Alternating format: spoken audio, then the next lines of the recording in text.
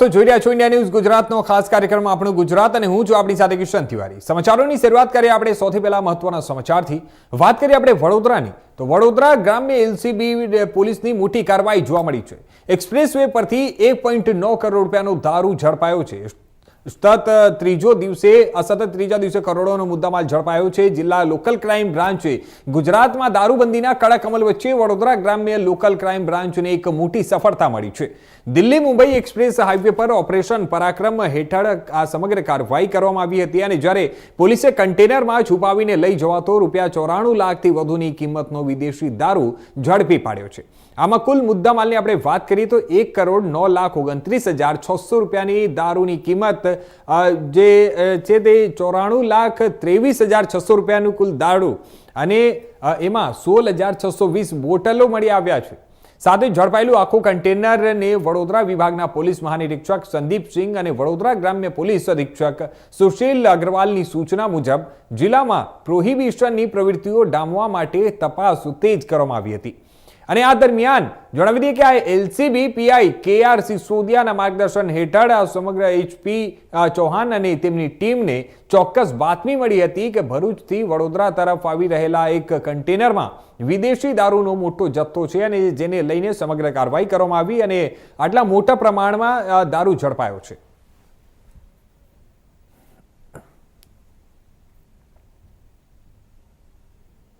હવે સમાચારોમાં આગળ આપણે વાત કરીએ આણંદની તો આણંદના સોજિત્રા જીઆઈડીસીમાં આવેલી ઇન્ફિનિયમ નામની ફાર્માસ્યુટિકલ કંપનીમાં આજે ભીષણ આગ લાગવાની એક ઘટના બની હતી અને જ્યારે આગને લઈને અફરાતફરી મચી હતી। આગ એટલી વિકરાળ હતી કે કંપનીનો એક મોટો ભાગ આગમાં બળીને સંપૂર્ણ રીતે ભસ્મીભૂત થઈ ગયો હતો। આગની જ્વાળાઓ અને કાળો ધુમાડો દૂર દૂર સુધી દેખાતા સમગ્ર વિસ્તારમાં ભયનો માહોલ સર્જાયો હતો અને લોકોના ટોળે ઘટના સ્થળે ઉમટી પડ્યા હતા। આ ઘટનાની જાણ થતાં આણંદ બોરસદ અને પેટલાદના ફાયર બ્રિગેડે ઘટના સ્થળે દોડી જઈ આ ફોર્મનો મારો ચલાવીને 1.5 કલાકની ભારે જહેમત બાદ આગ ઉપર કાબુ મેળવ્યો હતો।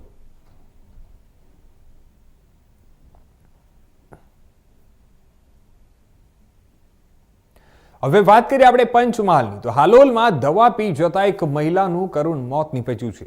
જો આપણે વાત કરીએ તો હાલોલ શહેરના ગોધરા રોડ પર આવેલી ગજાનંદ રેસિડેન્સી વિસ્તારમાં રહેતી 49 વર્ષીય મહિલાએ કોઈ અગમ્ય કારણોસર દવા પી લેતા સારવાર દરમિયાન તેમનું મોત નીપજ્યું છે।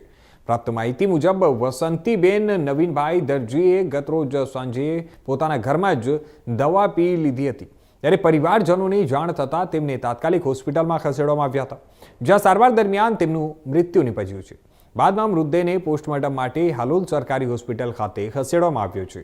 હાલોલ પોલીસ દ્વારા અકસ્માત મોત તરીકે નોંધ કરી અને વધુ તપાસ હાથ ધરવામાં આવી છે। હાલ વિસ્તારમાં શોકનો માહોલ છવાયો છે।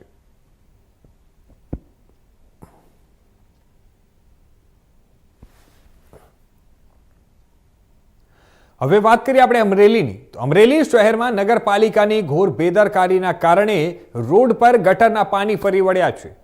વાત કરીએ આપણે તો શહેરના બસ સ્ટેન્ડ રોડ પર ગટરના પાણી ઉભા રોડે ચડ્યા છે। અજમેરા સ્કૂલથી લઈ લક્ષ્મીનારાયણ મંદિર સુધી ગટરના ગંદા પાણી ભરાઈ આવ્યા છે જેને લઈને સ્થાનિક લોકો અને વાહન ચાલકો પરેશાન થયા છે।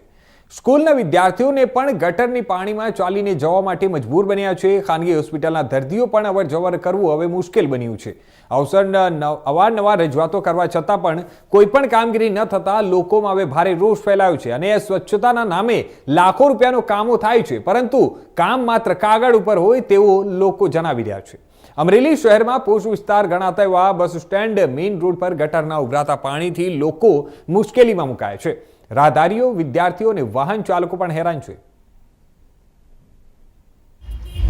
ગજેરા હોસ્પિટલ અને અજમેરા સ્કૂલની વચ્ચે સ્ટેશન રોડ ઉપર જે ખાંચો આવ્યો છે ત્યાં આજે 3 દિવસથી ગટર ઉભરાઈ રહી છે। રેડ કોર્નર લગી જેમ નદી વહેતી હોય એની જેમ અત્યારે પાણી જઈ રહ્યું છે પણ નગરપાલિકાને કોઈ આ કામ કરવામાં રસ નથી એવું અત્યારે દેખાઈ રહ્યું છે। અત્યારે અજમેરા સ્કૂલની અંદર નાના બાળકો પણ છે, હોસ્પિટલમાં લોકો પેશન્ટો આવતા હોય, આ નગરપાલિકા લોકોની અત્યારે આરોગ્ય સાથે છેડા કરતું એટલું અત્યારે અમને દ્રશ્યમાં દેખાઈ રહ્યું છે। માંગણી એવી છે કે આ 2 દિવસ તો ઓલરેડી અમે રજૂઆત કરી રહ્યા છીએ નગરપાલિકાને પણ આજ સાંજ લગીનમાં આ ગટરનું સાફ કરી અને નિરાકરણ કરે એવી અમારે હવે સમાચારોમાં આગળ વાત કરીએ આપણે ભરૂચની. તો ભરૂચના રહાડપુર રોડ ઉપર સિજરોના ત્રાસથી વાહન ચાલકોનો હૃદય રોગના હુમલાથી મોતનો મામલો સમગ્ર સામે આવ્યો છે. ટુ વ્હીલર વાહનને એક્ટિવાની નંબર પ્લેટ નથી તેમ કહી અને દબડાવવા જતાં જ ચાલક ઢળી પડતા જીવ ગુમાવ્યો હતો. એ ડિવિઝન પોલીસે 4 આરોપીઓની ધરપકડ કરી છે. પોલીસે યોગેશ બેલેરાવ, સંજુ વસાવા, પ્રિતેશ રાણા અને ભાવેશ વસાવાની ધરપકડ કરી છે. 43 વર્ષીય ઉર્વિશ બિપિન મોદીનો હૃદય રોગનો હુમલો આવતા મોત નીપજ્યું હતું. ભરૂચ જિલ્લામાં સિજરોના ત્રાસથી અનેક વાહન ચાલકો પરેશાન હોવાના પણ આક્ષેપ ત્યાં થઈ રહ્યા છે.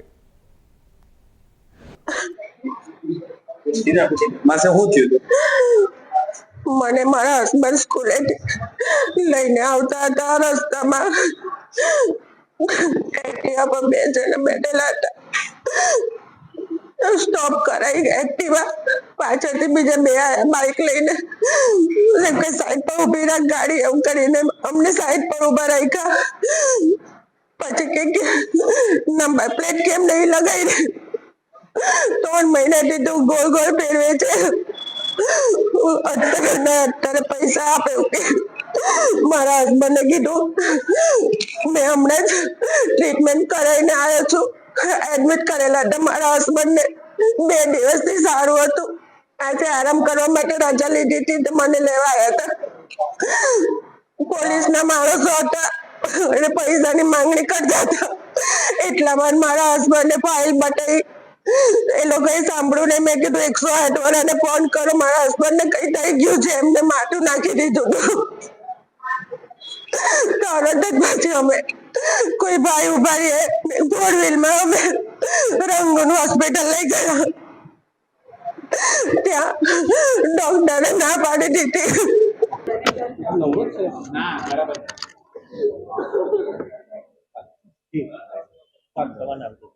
મારું નામ નિકિતેશ બિપિનચંદ્ર મોદી છે.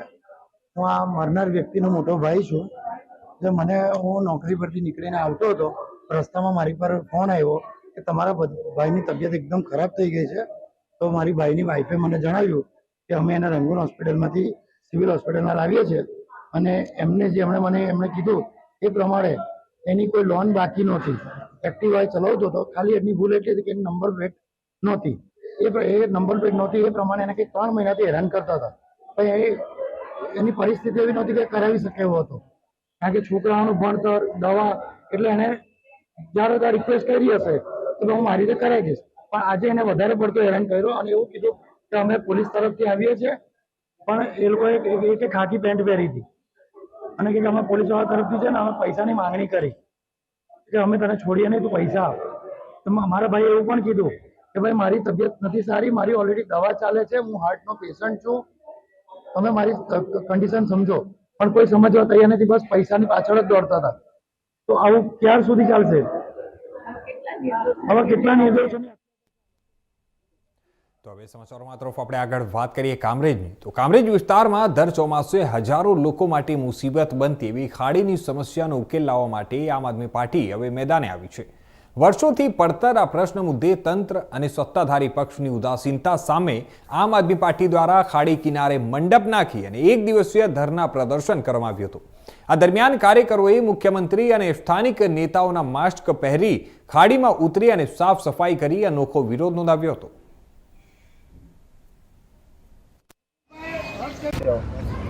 રજનંદની સોસાયટીમાં અમે રહીએ છીએ અને સમસ્યા અમારે અત્યારે ખાડીનો પ્રશ્ન છે. ખાડીનો પ્રશ્ન અત્યારે સોલ્વ કરવામાં આવે અને ખાડીની સફાઈ અને એ બધું કરવામાં આવે, જેથી કરીને અમે આવતા ચોમાસામાં પાણી ન આવે. પાણી આવે ત્યારે તો બધા અધિકારીઓ હાથ ઊંચા કરી દે છે કે અત્યારે પાણી છે એટલે મશીનરી નથી કે આ નથી તે નથી, એવી કરી અને બહાના કરી દે છે. તો અત્યારે જે એને કામગીરી કરવાની હોય એ કામગીરી કરી અને ખાડીની સફાઈ કરે. અને કચરાનું ટ્રેક્ટર અમારે એકાત્રા ટ્રેક્ટર આવે છે, એટલે બહેનોને અમે કદાચ સમજાવીએ તોય અમારે કચરું નાખવાનો પ્રોબ્લેમ થાય છે. તો એ કચરાનો પ્રોબ્લેમ સોલ્વ કરીને અમારે રોજ કચરાનું ટ્રેક્ટર આવે અને કચરાવાળાને અમે કહીએ છીએ કાંઈ પણ તો એ લોકો એમ કહી દેશે કે અમારે તમારે એને કાંઈ લેવા દેવા નથી, તમે અમને કાંઈ પૈસા આપતા નથી. તો અમે વેરા ભરીએ છીએ, શેના ભરીએ છીએ? કેટલી તકલીફો થાય ખાડીથી ચોમાસામાં? ખાડીથી પાણી તો ઘરમાં આવે જ છે મેન, પછી પાણી આવવાથી અમારી ઘર વખરી બગડે છે, બાળકો બીમાર પડે છે, વૃદ્ધો બીમાર પડે છે અને મકાન અમે એવા અત્યારે એવી હાલતમાં છે કે અમે લાઈફમાં મકાન એકવાર કરી શકીએ એમ છે, પછી અમે પાછું મકાન કરી શકીએ એમ નથી. તો આવી પરિસ્થિતિમાં અમારી સોસાયટીનો મકાન કોઈ લેવાય તૈયાર નથી થતું. મારું નામ જેડી કથિરિયા, કામરેજ તાલુકા પંચાયત વિપક્ષ નેતા, આમ આદમી પાર્ટી. આ કઈ બાબતને લઈને વિરોધ પ્રદર્શન? મારો વિસ્તાર છે એમાં ઘણા સમયથી ખાડીનો મોટો પ્રશ્ન છે. અવારનવાર અમે તમામ ચૂંટાયેલા અને અધિકારીઓશ્રીઓને રજૂઆત કરી, પરંતુ કોઈ ધ્યાને લેતું નથી. અમારી 3 મુખ્ય માંગ છે. જે પુલ તૂટ્યા છે એમની ઉપર સ્લેબ લગાવવામાં આવે, જ્યાં જ્યાં ખાડી પસાર થાય છે ત્યાં પતરા લગાવવામાં આવે, અને જ્યાં દબાણો છે એ દબાણો દૂર કરી અને ખાડીની સફાઈ પૂરેપૂરી કરવામાં આવે. આ મુખ્યમંત્રી સાંસદના માર્ક્સ પહેર્યા છે શા માટે? હવે અમને એવું લાગ્યું કે છેલ્લે અમારી પાસે છેલ્લો ઉપાય હતો કે તેમના મુખ પહેરી, અને તમે જોઈ શકો છો કે મેં આરોગ્ય મંત્રીનું મુખ પહેર્યું છે. આપણા વિસ્તારના આરોગ્ય મંત્રી આ વિસ્તારના છે, પ્રફુલભાઈ પાનસેરિયા, છતાં પણ આ હાલત છે. એટલે અમને એવું લાગ્યું કે હવે છેલ્લે આ રજૂઆત કરીએ અને આમના મુખ અને મુખ્યમંત્રી, હવે સાંસદ અને ગૃહમંત્રી એવા તમામ લોકોના અમે મુખ પહેરી અને આજે અમે જાતે ખાડી સાફ કરી. હવે સમાચારોમાં તરફ વાત કરીએ આપણે માઉન્ટ આબુની. તો માઉન્ટ આબુમાં વિશ્વવિખ્યાત એવા વિશ્વ અંતિમ રામ સર્વેશ્વર રઘુનાથ મંદિરનો 3 દિવસનો 81મો પાટોત્સવ શરૂ થઈ ગયો છે. દેશના ખૂણે ખૂણેથી સંતો, મહાત્માઓ અને ભક્તોનું આગમન શરૂ થઈ ગયું છે. ભક્તોનો પ્રવાહ 3 દિવસ સુધી ચાલુ રહેશે.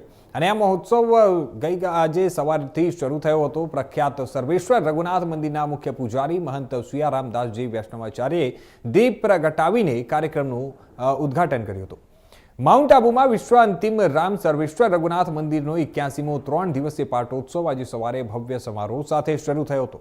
આ 3 દિવસીય મહોત્સવનું ઉદ્ઘાટન આજે સવારે સર્વેશ્વર રઘુનાથ મંદિરના મહંત, દેશના પ્રખ્યાત સંત અને કથાકાર ડોક્ટર સિયારામદાસજી વૈષ્ણવાચાર્ય અને ઉપસ્થિત સંતોએ દીપ પ્રગટાવીને કર્યું હતું. આ 3 દિવસીય મહોત્સવ દરમિયાન પ્રખ્યાત સંતો, વિવિધ સાંસ્કૃતિક કાર્યક્રમો, મહાભારત પર ચર્ચાઓ અને અન્ય ધાર્મિક વિષયો પર ધાર્મિક પરિષદો પર પ્રવચનો આપશે. આ ઉત્સવ માટે મોટી સંખ્યામાં ભક્તો મુખ્યત્વે ગુજરાત, રાજસ્થાન અને ઉત્તર પ્રદેશથી માઉન્ટ આબુ આવવાનું શરૂ કરી દીધું છે. આ પ્રસંગે ભગવાન રઘુનાથજી, જેઓ તેમના શિક્ષણ દરમિયાન માઉન્ટ આબુમાં રહેતા હતા, તેઓ પણ વિધિ મુજબ ત્યાં એકલા રહેતા હતા. આ દેશના સૌથી મોટા પુરાણ એવા સ્કંદ પુરાણમાં આનો ઉલ્લેખ છે. અમારા સંવાદદાતા અનિલ એરણે સર્વેશ્વર રઘુનાથ મંદિરના મહંત ડોક્ટર સિયારામદાસજી વૈષ્ણવાચાર્ય સાથે ખાસ વાતચીત કરી હતી. જુઓ એક ખાસ અહેવાલ. दुनिया के अकेले राम हैं माउंट आबू में सर्वेश्वर रघुनाथ मंदिर. अगर अकेले हैं तो वो माउंट आबू में हैं. भगवान रघुनाथ जी जिस प्रकार से आशीर्वाद देते रहे हैं, 3 दिवसीय पाठोत्सव 81वां पाठोत्सव मनाया जा रहा है. हम डॉक्टर सियाराम दास जी महाराज जो यहाँ के महंत हैं, उनसे बात करना चाहेंगे कि किस प्रकार का उत्सव का पूरे देश के लोगों में उत्साह है और कहीं ना कहीं ये जो 3 दिवसीय उत्सव है वो मनाया जा रहा है. ये त्रिदिवसीय पट्टोत्सव है. इसका नाम पट्टोत्सव है. जैसे पट्ट महसी होता है, पट्ट माने श्रेष्ठ, तो वर्ष का सबसे श्रेष्ठ उत्सव है. त्रिदिवसीय है, 3 दिन.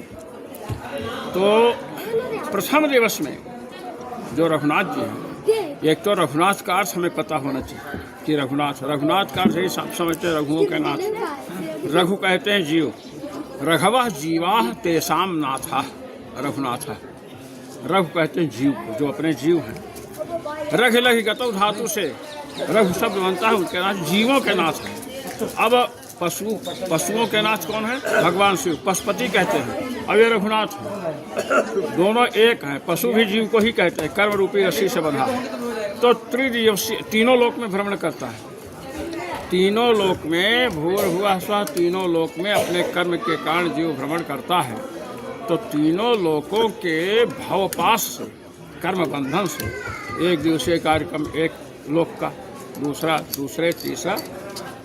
तो तीनों लोकों की आपत्तियों से मुक्त होने के लिए, तीनों लोकों में प्राणी का प्रचार प्रसार होने के लिए, तीनों लोकों के अभ्युदय के लिए, सर्वे भवन्तु सुखिनः, सब सुखी हों, ये त्रिदिवसीय कार्यक्रम रखा जाता है.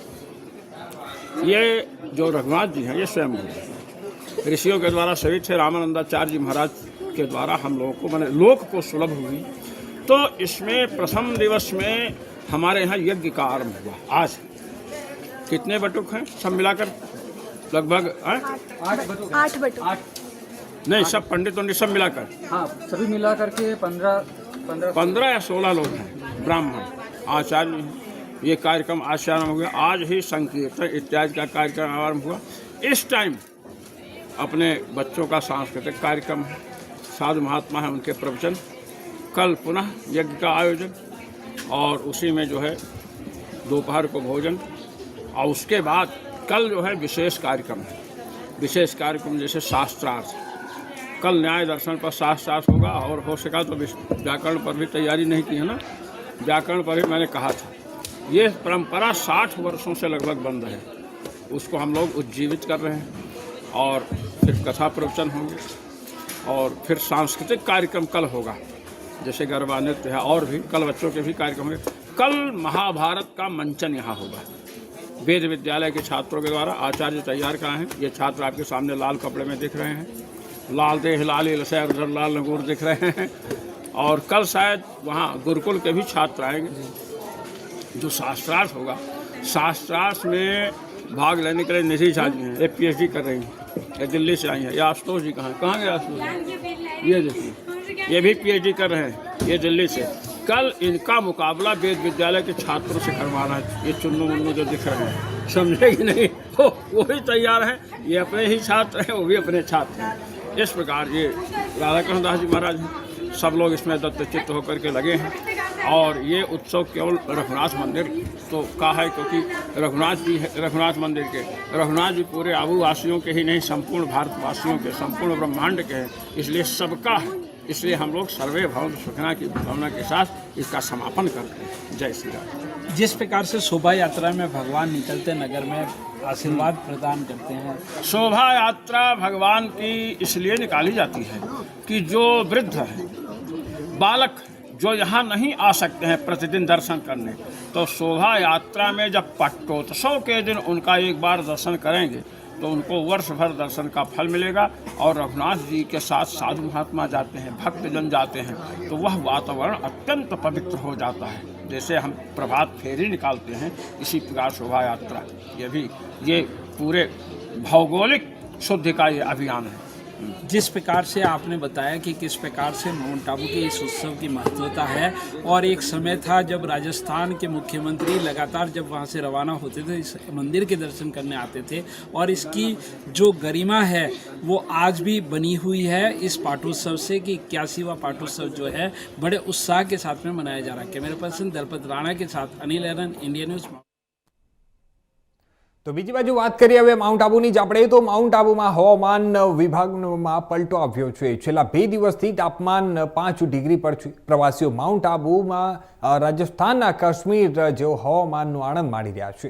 પશ્ચિમ ભારતના એકમાત્ર એવા પહાડી પર્યટન સ્થળ માઉન્ટ આબુમાં 22 ફેબ્રુઆરી હોવા છતાં પણ છેલ્લા 2 દિવસથી તાપમાન 5 ડિગ્રી પર છે અને પ્રવાસીઓ આ ગુલાબી ઠંડીનો આનંદ માણી રહ્યા છે। રાજસ્થાન અને ગુજરાતની સરહદ પર આવેલું માઉન્ટ આબુ આ ગુલાબી ઠંડીમાં પ્રવાસીઓને ખુશ કરી રહ્યું છે।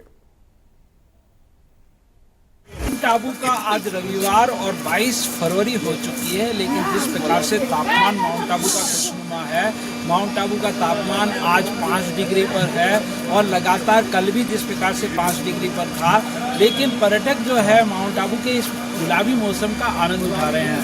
माउंट आबू में जैसे ही, क्योंकि गुजरात राज्य का बॉर्डर पड़ता है और माउंट आबू में पर्यटक चले आते हैं, हम बात करना चाहेंगे कुछ पर्यटक यहाँ मौजूद हैं। आप बताइए कैसा लग रहा है माउंट आबू का मौसम? और बहुत ही प्लेजेंट वेदर है, हम लोग अहमदाबाद से आए हैं, बहुत अच्छा लग रहा है यहाँ पे घूमने में। ना ज़्यादा ठंडी है ना ज़्यादा गर्मी है, बहुत ही। आप कहाँ घूमे, नौका विहार किया क्या? हम लोग अभी बोट राइड के लिए जाने वाले हैं वहाँ पे, और कल भी यहाँ पे मार्केट में घूमे थे, शॉपिंग काफ़ी अच्छा।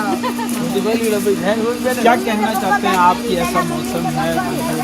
आना चाहिए, बिल्कुल आना चाहिए। यहाँ पे एकदम आराम से घूम सकते हैं, लोग बहुत अच्छे हैं और मौसम तो बहुत ही अच्छा है। माउंट आबू का मौसम अच्छा है, और कहीं ना कहीं आप बताइए कि आप क्या कहना चाहेंगे कि किस प्रकार, कहाँ से आए हैं आप?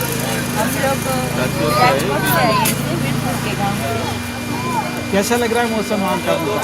बहुत ही अच्छा लग रहा है। हम लोग कल रात को ही आए हैं, आज हमारा पहला दिन है। हाँ, आप बताइए आप क्या करें? राजकोट से आए हैं बिल्कुल से। ये जो ठंडी का ये मौसम है यह बहुत बढ़िया मौसम है और हम अभी आधा माउंट आबू में 2 दिन रुके जो पूरा घूम के थे। यहाँ आए हैं तो यहाँ से जो मौसम है ये सब देख के यहाँ से जाने का मन ही नहीं करता। जाने का मन ही नहीं करता। अन्य लोग भी यहाँ मौजूद हैं, जिस प्रकार से हम आगे आना चाहेंगे। आपको कैसा लग रहा है माउंट आबू का मौसम? बहुत अच्छा लग रहा है। हम गुजरात से आए हैं, बहुत अच्छा लग रहा है। बहुत अच्छा लग रहा है। आप क्या कहना चाहेंगे? नहीं ठंडी है, नहीं माउंट आबू अच्छा है। अच्छा है, ठंड लग रही है, अच्छा मौसम है। ठंडी नहीं हाँ। नहीं लेकिन मौसम अच्छा है। अच्छा है। कहीं ना कहीं जो है पर्यटकों का जो है नक्की लेक पे अन्य पर्यटक भी मौजूद हैं, हम उनसे भी बात करना चाहेंगे। आप बताइए कैसा मौसम लग रहा है? अभी यहाँ का एटमॉस्फेयर बहुत अच्छा है। अभी यहाँ का मौसम की अच्छा है और घूमने की बहुत मज़े है। और अभी यहाँ नक्की लेक साइड तो बहुत ही अच्छा है। बोटिंग करने की भी इतनी मज़ा आती है और फोटोग्राफी के लिए भी बहुत ही अच्छा है, बहुत ही अच्छा है यहाँ पे। आप बताइए आप क्या कहना चाहेंगे? बताइए कैसा लग रहा है माउंट आबू? नहीं अच्छा ही लग रहा है हमको। फैमिली के साथ में भी घूमने आ सकते हैं अभी, और हम ये प्रीफर करते हैं घूमने के लिए समर में। जिस प्रकार से कहीं ना कहीं पर्यटकों का आनंद दुगना है और कहीं ना कहीं पर्यटक नक्की लेक की ओर चले आते हैं। હવે આપણે આ તરફ આપણે આગળ વાત કરીએ અમરેલીની, તો અમરેલીના જયસિંહપરા વિસ્તારમાં વાડીમાં યોજાયેલા લગ્ન પ્રસંગ દરમિયાન મતભેદના કારણે અફરાતફરી સર્જાઈ હતી. કારમાં કાચ તોડવાની ઘટનાને લઈને સ્થાનિક લોકો અને લગ્ન પ્રસંગના આયોજકો વચ્ચે મારામારી ફાટી નીકળી હતી. સમગ્ર ઘટનાની જાણ પોલીસને થતાં જ અમરેલી સિટી પોલીસે ઘટના સ્થળે પહોંચી અને પરિસ્થિતિને કાબૂમાં લાવવાનો પ્રયાસ કર્યો હતો અને લગ્ન પ્રસંગમાં શાંતિ સ્થાપિત કરવામાં આવી હતી.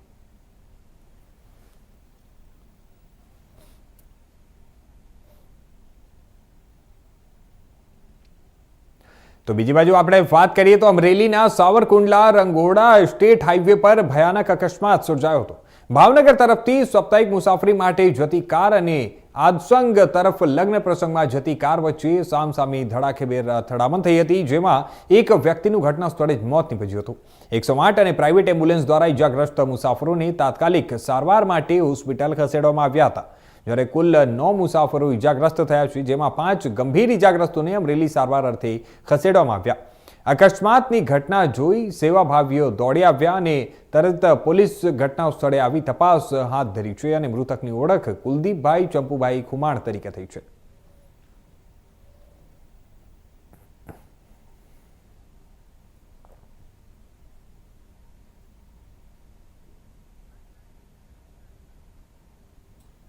તો હવે વાત કરીએ આપણે દાદરા નગર હવેલીની, તો દાદરા નગર હવેલીમાં દૂધની ગામ ખાતે આદિવાસી વારલી સમાજનું 4થું મહાસંમેલન ભવ્યતા અને ઉત્સાહભેર આયોજન સાથે સંપન્ન થયું. આ મહાસંમેલનમાં દાદરા નગર હવેલીના વિવિધ ગામોમાંથી વારલી સમાજના હજારો લોકો મોટી સંખ્યામાં ઉપસ્થિત રહ્યા હતા.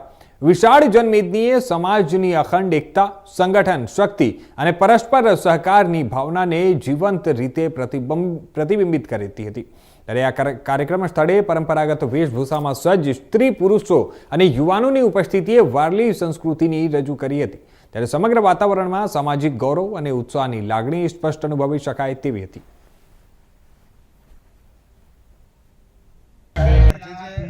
વારલી સમાજ સંગઠન દ્વારા જે કાર્યક્રમ દૂધનીમાં 4થું મહાસંમેલન રાખવામાં આવેલું છે, એમાં કોઈ પણ પક્ષ વગર આ જે અમે પ્રોગ્રામ કરી રહ્યા છે એમાં ખૂબ જ રીતે અમે આગળ કરી રહ્યા છીએ અને એમાં અમારા સમાજને અમે જાગૃત કરવાનું કામ કરી રહ્યા છીએ. અમારો સમાજ વારલી સમાજ કેવી રીતે આગળ વધી શકે, શિક્ષણમાં અમારો સમાજ પછાડી છે અને વિવિધ એવા ક્ષેત્રોમાં અમારો સમાજ પછાડી છે, તેને કેવી રીતે અમે આગળ વધાવીએ અને જે અમારો સમાજ છે તે કંઈ ને કંઈ રીતે આગળ વધી જાય અને અમારા બાળ લગ્ન જે થતા છે અને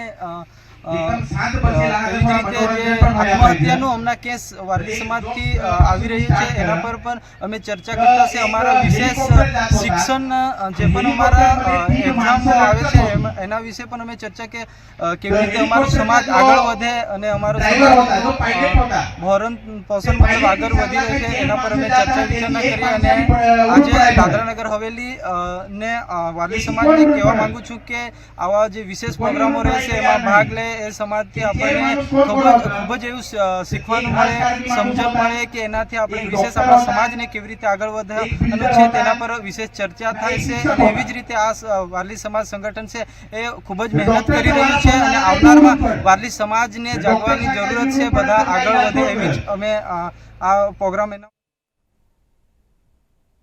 તો આ હતા અત્યાર સુધીના મુખ્ય સમાચારો. વધુ સમાચારો માટે જોતા રહેજો ઇન્ડિયા ન્યૂઝ ગુજરાત.